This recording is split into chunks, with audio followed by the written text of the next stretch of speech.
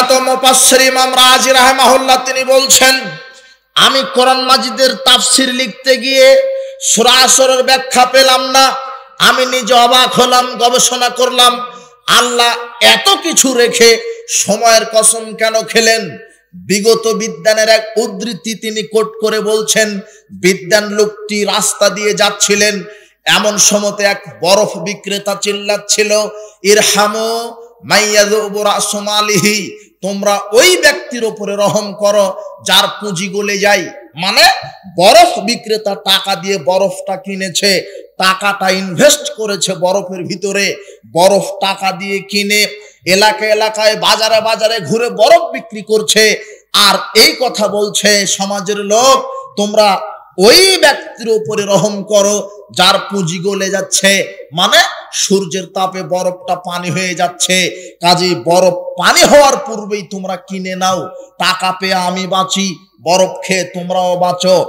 এই কথা এই বিদ্যান বরফ বিক্রেতার এই কথা শোনার পরে বলছেন যে হ্যাঁ, আমি আসরের ব্যাখ্যা পেয়ে গেছি, ওই কথা কোট করেছে ইমাম রাজি রাহিমাহুল্লাহ।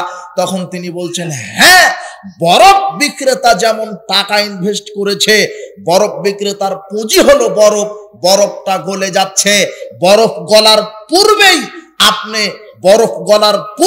বরফ বিক্রেতা বরফ বিক্রি করতে পারলে যেমন লাভবান, ঠিক ইমাম রাজি রাহিমাহুল্লাহ বলছেন, পৃথিবীর মানুষকে ব্যাখ্যা দিতে গিয়ে বলছেন, পৃথিবীর মানুষ, আল্লাহ তোমাদেরকে পুঁজি দিয়েছে, যেই পুঁজিটার নাম হচ্ছে হায়াত, জীবন।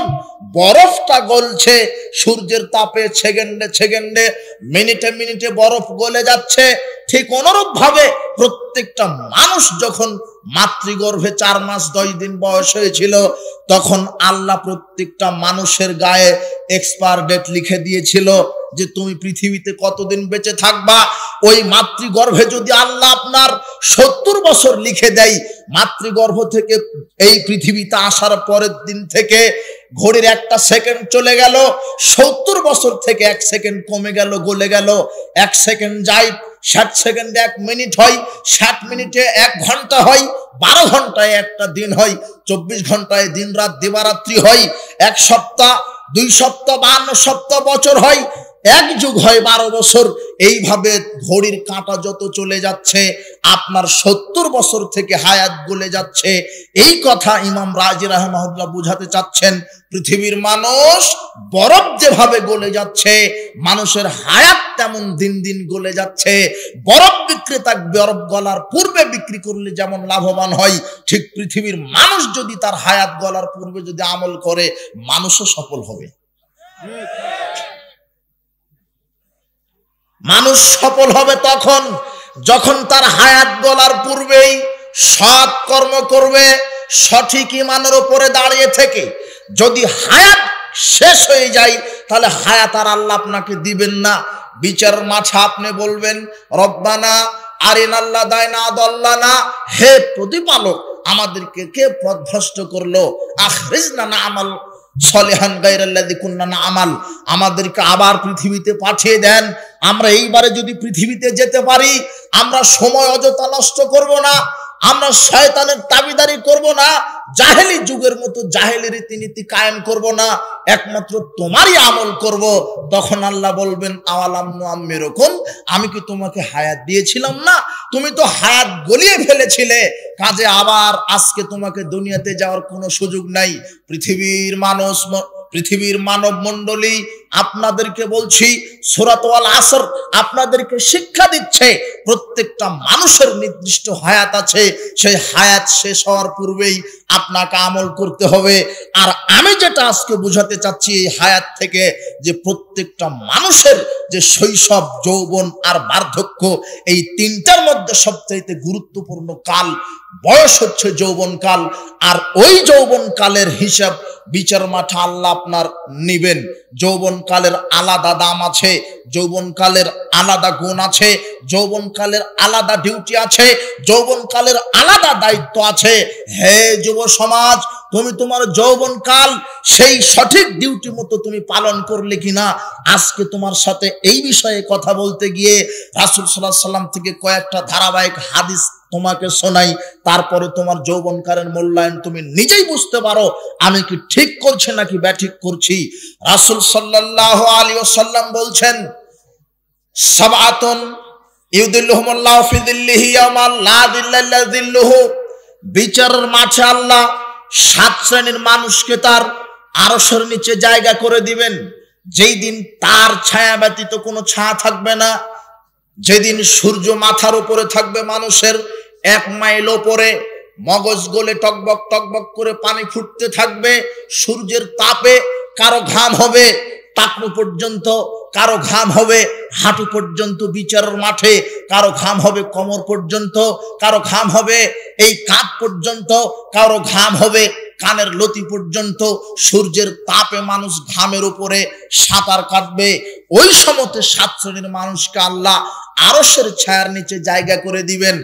1 ইমামুন আদিল, ন্যায়পরায়ণ শাসক, ন্যায়পরায়ণ দায়িত্বশীল, ন্যায়পরায়ণ শাসক, ন্যায়পরায়ণ দায়িত্বশীল, যে তার পরিবার, সমাজ, রাষ্ট্র, অর্থনীতি, সমাজনীতি, রাজনীতি, শিক্ষানীতি, জাতীয় অঙ্গন, আন্তর্জাতিক অঙ্গন সব বিষয়কে কোরআন সুন্নাহর আলোকে পরিচালিত করেছে, এমন ন্যায়পরায়ণ শাসককে আল্লাহ বিচারের মাঠে আরশের নিচে জায়গা করে দিবেন। 2 এই জায়গাতে যুবক তোমার সাথে কথা, শাবুন নাশা ফি ইবাদাতিল্লাহ, ওই যুবককে আল্লাহ বিচারের মাঠে নিজে মেহমান স্বরূপ আল্লাহ তার নিজের আরশের নিচে জায়গা করে দিবেন ছায়াতে। ওই যুবক কোন যুবক? যেই যুবকটা তার যৌবনকাল ক্ষয় করেছে, 16 থেকে নিয়ে 40-50 বছর ক্ষয় করে ফেলেছে একমাত্র আল্লাহর গোলামিতে। যুবক, তুমি যদি তোমার যৌবনকাল আল্লাহর গোলামিতে ব্যয় ক্ষয় করতে পারো, আল্লাহ তোমাকে নিজে তোমার মেহমানদারিতা কবুল করে আল্লাহ তোমাকে আরশের নিচে বিচারের মাঠে জায়গা করে দিবেন। যুবক, তোমার যৌবনকাল মূল্যায়ন করতে হবে, যে কোনো মূল্যে করতে হবে। রাসূল সাল্লাল্লাহু আলাইহি সাল্লাম বলছেন 7 শ্রেণীর মানুষ আরশের নিচে জায়গা পাবে, তার মধ্যে যুবক তোমার কথা মুহাম্মদ সাল্লাল্লাহু আলাইহি সাল্লাম নিজে বলছেন। 3 রাজুলুন কলবুহু মুআল্লাকুন ফিল মাসাজিদ, ওই ব্যক্তি যেই ব্যক্তির অন্তরটা মসজিদের সাথে ঝুলন্ত থাকে, ইদা খরাদা মিনহু হাত্তা ইউদা ইলাইহি, যখনই মসজিদ থেকে বের হয়ে যায় তখনই জান ছটফট ছটফট করে যে আমি কখন আবার আজান হবে, কখন আমি মসজিদে যাব। কেন? মুমিনের অন্তর মসজিদের সাথে ঝুলন্ত থাকে, মুমিনের অন্তরটা মসজিদের সাথে ঝুলন্ত থাকে। মসজিদকে ভালোবাসেন আপনি, আপনি তো মসজিদমুখী হবেন, আপনার প্রজন্মকে করতে হবে, আপনার দুধের বাচ্চাকে মসজিদে নিয়ে যাবেন। আজকে আমি নতুন ভাবে একটা কথা বলে গেলাম, আপনি তো যাবেন, আপনার স্ত্রীও যাবে 5 ওয়াক্ত সালাতে। রাসূল সাল্লাল্লাহু আলাইহি সাল্লাম বলছেন, কোন মহিলা যদি মসজিদে গিয়ে 5 ওয়াক্ত সালাত আদায় করতে চাই তাহলে তোমরা বাধা দিও না। হাদিস বুখারী মুসলিম, বুখারীর 873 নম্বর হাদিস। 1 শ্রেণীর ধর্ম ব্যবসায়ী, 1 শ্রেণীর এই দাজ্জাল মার্কা হুজুর এই মাযহাবের দোহাই দিয়ে বলছে যে আহলে হাদিসেরা নাকি মসজিদে মহিলাদেরকে ভোগ করার জন্য নিয়ে যায়।